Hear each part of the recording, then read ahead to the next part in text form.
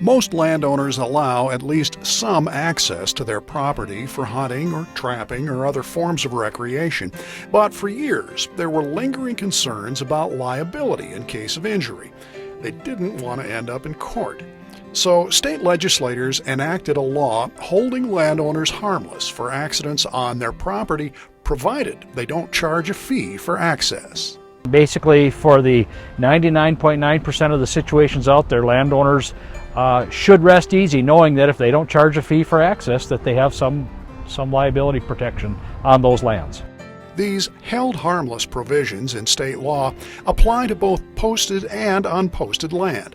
Basically, if you're granted permission to access land for recreation, the owner of that land is not responsible if you hurt yourself. There are, however, situations that would make a landowner responsible.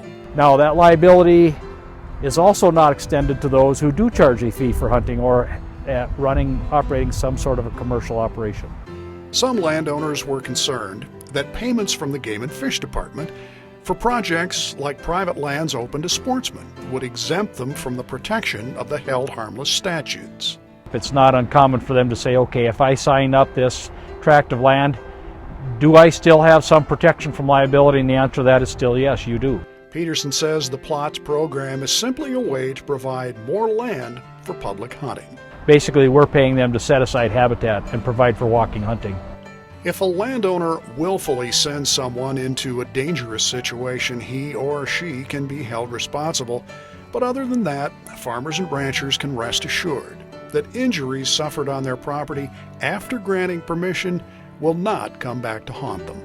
This is Tom Jensen, Outdoors.